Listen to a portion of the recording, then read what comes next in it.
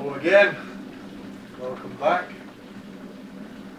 Time for another wee talk maybe. Wee vignettes here and there I guess is the order of the day now. I hope the volume's okay. And I hope that what I have to say has some interest to you. I kind of play it just off the top of my head and I don't really know how much we're going to talk about before I start. But hopefully we get somewhere. I guess from a Scottish perspective, you all know that song, and welcome to our home here, in the fireplace. So I might as well start talking about Scotland. And introduce you to something you may not be aware of. And this is what you're looking at, which looks like a Scottish walking stick. And it could well be, but it isn't. Celtic knotwork on the top, with this antler horn. It's made of hazelwood and it's built to a very specific measurement. It's called the Scottish L. You have to look it up for yourselves, I'm not going to give you all the details on it. This one was made for me just last week.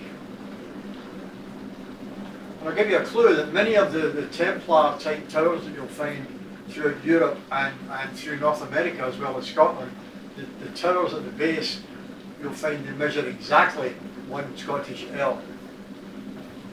And the diameter between them, the circumference, the diameter would be 6 Scottish L's, so I've been led to believe.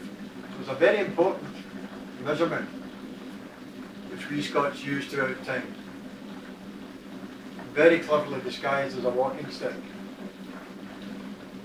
Made of very particular materials. This one's hazel, and I was going to get a salmon put on it because I was told that when the salmon eat the nuts from the hazel tree, then you eat the salmon.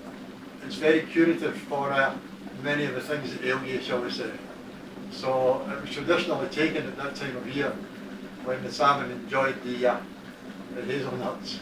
I thought I'd pass it on both from a scientific measurement perspective and from an ancient healing perspective. So it's called an L, an E-L-L. Not the English L, it's totally different. Totally different.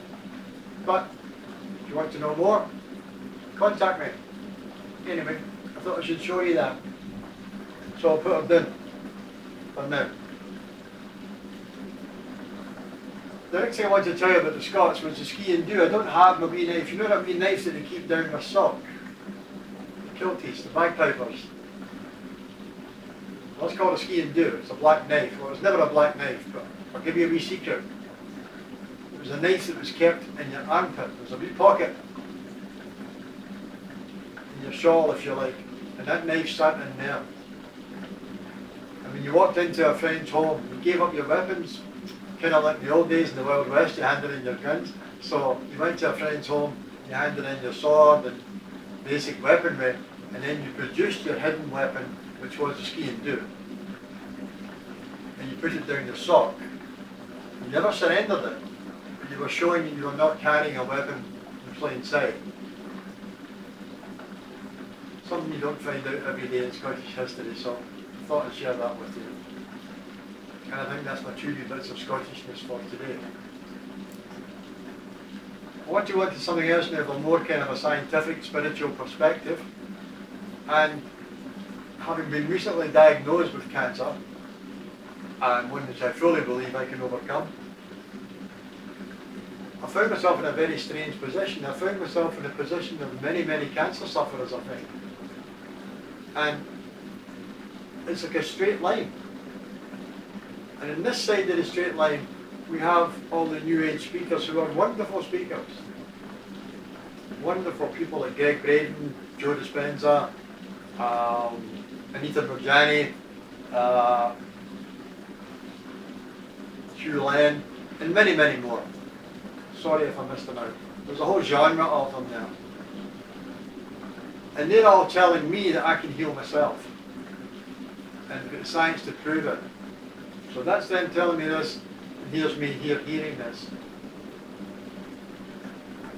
Do you know how wrong that is? It's not that I don't believe I can't heal myself. It's that if I plug into that belief and I don't make it, I'm going to blame myself. Somehow, I just wasn't good enough. Somehow, I failed. Because they told me it could be done if only I believed. And that's a pretty sad way to die. Now, I believe what they're saying is true, and I endorse them completely. But there's another component we need to consider, I believe. This is just my thinking. Probably irrelevant to most. But to me right now it's very relevant, and maybe to other cancer sufferers. If I plug into this and I make it, yay, we're happy. If I plug into this and I don't make it, I will die sad. I failed. What about the third alternative?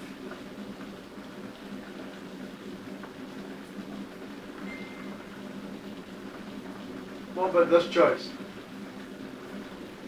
What about if my time is here?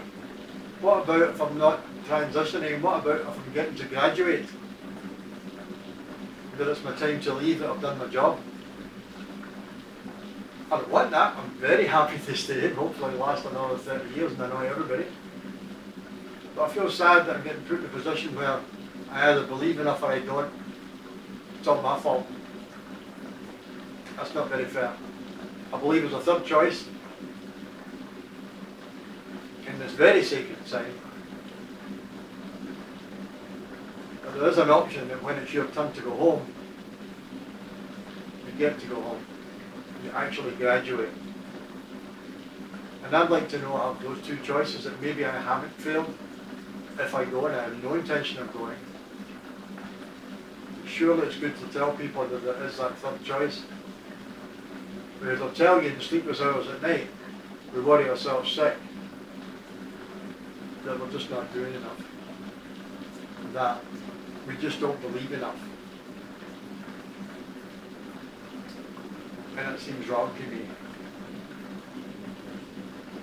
I'll leave you with that thought. I'm not trying to cause any controversy.